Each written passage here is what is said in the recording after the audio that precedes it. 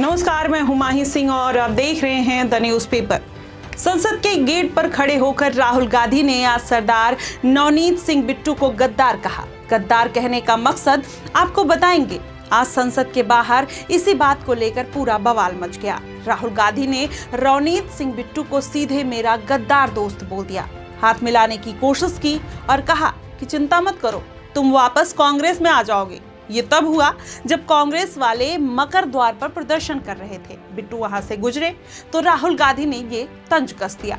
बिट्टू ने तुरंत पलटवार किया, हाथ मिलाने से मना कर दिया और बोले, देश के दुश्मन। ये दोनों पहले कांग्रेस में साथ थे। बिट्टू ने 2024 से पहले पार्टी छोड़ दी और बीजेपी ज्वाइन कर ली। अब ये जुबानी जंग वायरल हो रही है। बीजेपी वाले इसे राहुल गांधी की हताशा बता रहे हैं और कुछ सिख नेता जैसे मनजिंदर सिरसा ने कहा कि सरदार कभी गद्दार नहीं होता है, ये सिख समुदाय का अपमान है। लेकिन उससे पहले जिस सिख समुदाय कौम को गद्दार कहा गया, तो हम राहुल गांधी को सिखों का इतिहास याद दिलाते हैं। सिख वही कौम है जिसने मुगलों को इस देश से खदेड़ा था। सिख वही कौम है जो रात के अंधेरे में देश की सुरक्षा करती है। सिख वही कौम है जो लंगर के जरिए गरीबों का पेट भरती है। सिख वही कौम है जो सनातन की रक्षा के लिए 12 साल के साहबजादों को कुर्बान कर देती है।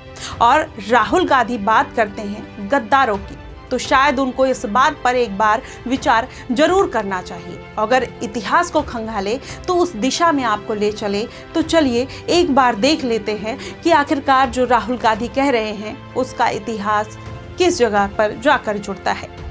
उससे पहले बात करें तो संसद को देश का सबसे बड़ा मंदिर कहा जाता है। वहां बहस होनी चाहिए, नीतियों पर सवाल उठाने चाहिए, सरकार से जवाब मांगने चाहिए, जनता के हित में बात करनी चाहिए। लेकिन जब संसद के गेट पर शब्दों का स्तर गिर जाता है तो गिरावट सिर्फ भाषा की नहीं होती है, लोकतंत्र की होती है।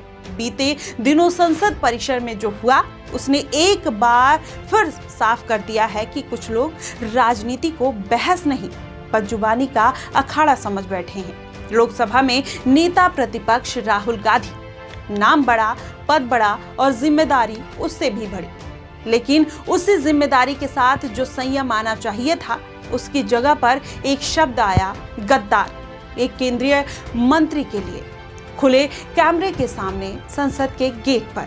सवाल ये नहीं है कि किसे ये कहा गया, सवाल ये है कि कहने वाला कौन है और किस इतिहास से आता है।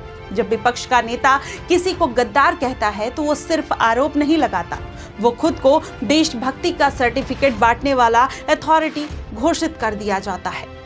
तब स्वाभाविक सवाल उठता है कि क्या अभी देशभक्ति का प्रमाण कांग्रेस कार्यालय से मिलेगा, या फिर ये भी उसी मोहब्बत की दुकान का हिस्सा है जहां बोलने में जहर मुफ्त और जवाबदेही शून्य होती है। नवनीत सिंह बिट्टू ने जवाब दिया और वो जवाब किसी तत्कालीन गुस्से का नहीं निकला था, वो इतिहास की परतों से निकली हुई आवाज थी। उन्होंने कहा कि अगर सिखों के अपमान के लिए कोई जिम्मेदार है तो वो राहुल गांधी परिवार है। ये कोई भावनात्मक बयान नहीं है, ये उस इतिहास का संदर्भ है जिसे कांग्रेस हर बार भूलने की कोशिश करती है और हर बार अपने ही बयानों से दोबारा जिंदा कर देती है। कांग्रेस और सिख समुदाय का रिश्ता कभी बराबरी का नहीं रहा। जब तक सिख सत्ता के लिए उपयोगी रहे तब तक उन्हें देशभक्त कहा गया, और जैसे ही उन्हें अपने अधिकारों की मांग की, अपनी पहचान और अपने हिस्से और न्याय की बात की, उन्हें समस्या घोषित कर दिया गया। 60 और 70 के दशक का पंजाब इस बात का गवाह है। आनंदपुर साहिब रेजोल्यूशन और अलगाववादी दस्तावेज बस एक दस्तावेज नहीं था, वो भारतीय संविधान के भीतर रहकर अधिकारों की मांग थी। लेकिन दिल्ली में बैठी कांग्रेस सरकार ने उसे पढ़ने की जहमत तक नहीं उठाई थी। उन्होंने फैसला पहले ही सुना दिया था और ठप्पा बाद में लगाया। देश का विरोधी, यही कांग्रेस की राजनीति रही। पहले लेबल लगाओ, फिर संवाद खत्म कर दो, और फिर आया साल 1984। इंदिरा गांधी, कांग्रेस का सबसे पवित्र नाम, इतना पवित्र कि आज भी उस पर सवाल पूछना अपमान माना जाता है। लेकिन इतिहास पूजा से नहीं लिखा जाता, इतिहास फैसलों से लिखा जाता है। ऑपरेशन ब्लू स्टार सिर्फ एक सैन्य कार्रवाई नहीं था, वो एक धार्मिक आस्था पर सीधा वार था। भारतीय सेना को श्री हरमिंदर साहिब परिसर में भेजा गया। टैंक चले, गोलियां चली, और वो भी सिखों के लिए सबसे पवित्र दिनों में। क्या कार्रवाई टाली जा सकती थी? हाँ, बिल्कुल।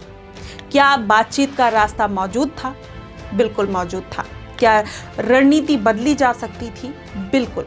लेकिन सत्ता का अहंकार हर विकल्प से बड़ा साबित हुआ। नतीजा ये हुआ कि निर्दोष श्रद्धालुओं की जान गई, अकाल तख्त को नुकसान पहुंचा और सिख समुदाय के दिल में एक ऐसा जख्म बन गया जो आज भी भरा नहीं है। 31 अक्टूबर 1984 को इंदिरा गांधी की हत्या हुई और इसके बाद जो हुआ वो भारत के लोकतांत्रिक इतिहास का सबसे काला अध्याय है।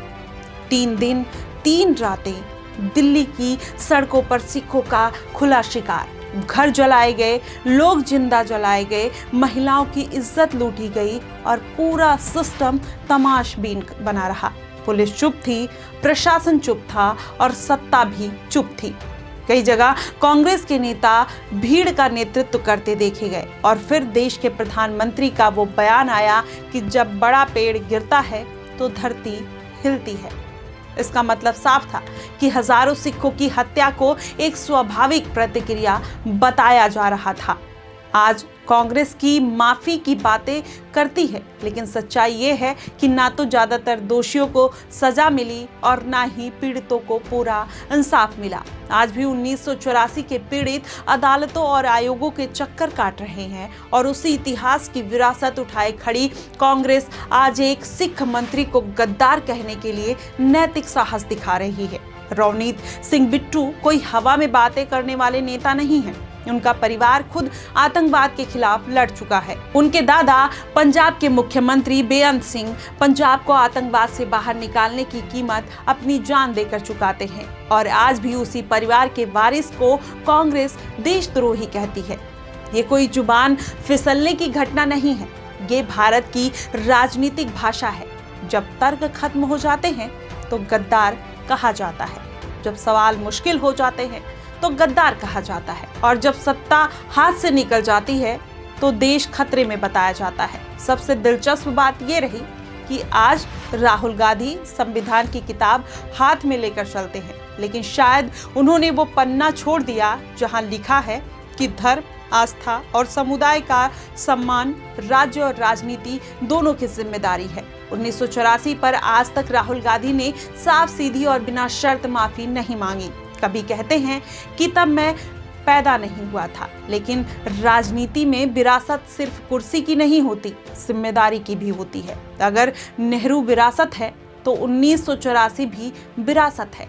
और इसलिए जब बिट्टू कहते हैं कि ऐसे लोग से सिख हाथ नहीं मिलाता तो उसे धमकी मत समझिए, उसे भरोसे की सीमा समझिए। सिखों के लिए हाथ मिलाना सिर्फ शिष्टाचार नहीं बल्कि आस्था का प्रतीक है और जब आस्था टूट जाती है तो हाथ अपने आप पीछे हट जाते हैं।